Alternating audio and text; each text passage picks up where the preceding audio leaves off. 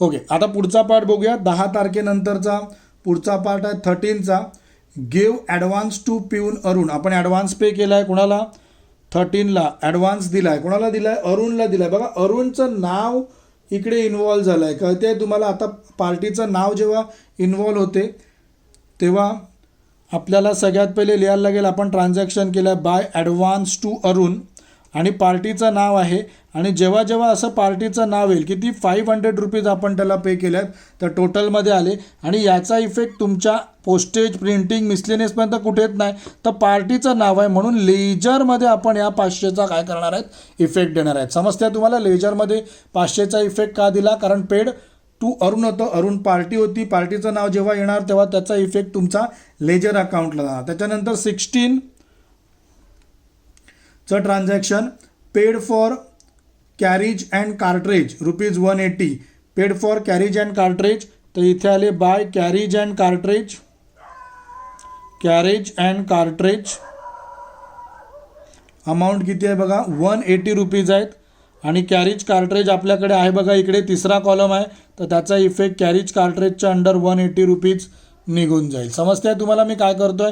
त्याचं नाव असलं की त्या हेडिंगच्या अंडर आणायचं, अदरवाईज तुम्ही मिसलेनियस एक्सपेन्स पार्टीचं नाव असेल तर लेजरमध्ये घेऊन जायचं. 16 नंतर आपण पुढे गेले 19ला. Purchase chair for office use. 19 purchase chair for office use. Amount बघा किती आहे? Purchase chairs for office use 300 rupees amount आहे. तर इथे येताना येणार बाय चेअर अकाउंट येणार, कारण ही फिक्स असेट आहे. तर 300 रुपीजची फिक्स असेट घेतली आहे. हा पोस्टेजचा खर्च नाही, हा प्रिंटिंगचा नाही आहे, कार्ट्रेज नाही आहे, रिपेअर नाही आहे, मिसलेनियस एक्सपेन्स नाही आहे, कारण हा असेटचा खर्च आहे. तर असेटचा खर्च पण तुमचा कोणाच्या अंडर येणार आहे? लेजर अकाउंटच्या अंडर कव्हर होणार आहे. म्हणून तुम्ही तो लेजरमध्ये त्याला घेणार आहेत. किती? 300 रुपीजला. त्याच्यानंतर purchase stamp pad paper and pencil 22चा इफेक्ट आहे. Purchase stamp pad paper pencil, तर इथे आले by stationery account.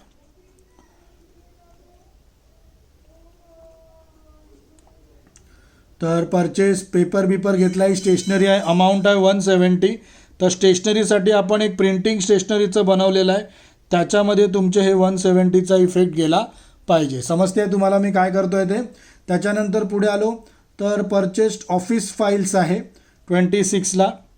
Purchase office files.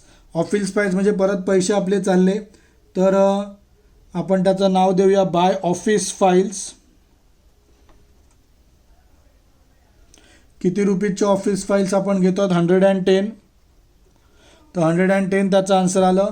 आता ऑफिस फाईलचा खर्च आहे स्टुडंट, तर सगळ्यात पहिले फाईल्स हा परत स्टेशनरीच्या दुकानात मिळणारा प्रकार आहे, म्हणजे हा स्टेशनरीचा खर्च आहे. मग या 110ला पण प्रिंटिंग आणि स्टेशनरीच्या अंडर आपण घेतात, कारण तो स्टेशनरीचा खर्च आहे. त्याच्यानंतर paid for repairs for machinery, date आहे 30. तर इथे आले by repairs to machinery account किंवा बाय रिपेअर्स अकाउंट आपण घेऊ शकतो. त्याची अमाऊंट सांगितले किती? 230. तर 230 त्याची अमाऊंट आहे. रिपेअर्सचा पार्ट आहे, तर रिपेअर्सचा आपण एक कॉलम बनवला आहे, तर त्याच्यामध्ये आपण रिपेअर्स. परत एकदा सांगतो student, postage, printing, carriage, repair, miscellaneous हे आपण आपल्या कन्व्हिनियन्सने केलेले अकाउंट्स आहेत. तुम्ही अजून पाहिजे तर इकडे 1-2 नावं वाढवू शकता, 1-2 नावं कमी करू शकता. शक्यतो कमी करू नका. 5 ते 6 तुम्ही ठेवा आणि एक लेजर ठेवा. एखाद नाव तुम्ही ट्रॅव्हलिंग कन्व्हेयन्स किंवा एखादं अजून तुम्ही काही याच्यामध्ये ॲड करू शकता. तो तुमच्यावरचं डिसिजन आहे, पण तुम्ही एवढी नावं तरी कमीत कमी लिहावी. आता सध्या मी जो बुकच्या हिशोबाने आहे त्या हिशोबाने केलेला आहे. ओके, आता सगळे ट्रान्झॅक्शन बघा स्टुडंट आपले कव्हर करून झालेले आहेत. मग आता काय करणार? तर आता क्लोजिंगचा पार्ट सुरू झाला. मग आपण काय करायचं? सगळ्यात पहिले लाईन ड्रॉ करून घ्यायची इथे की सम संपते आहे, तर लाईन ड्रॉ करून घेऊया. तर ही लाईन ड्रॉ केली मी. ओके, त्याच्यानंतर एक साधारण 2 लाईन सोडतील एवढी जागा सोडून एक परत लाईन ड्रॉ करून घ्यायची. आपण क्लोज करतोय तर क्लोजच्या खालची ती टोटलवाली लाईन असते ती घेतली. ओके, आता कुठे काय लिहायचं? तर हा सगळ्यात इम्पॉर्टंट पार्ट आहे की आपण कुठे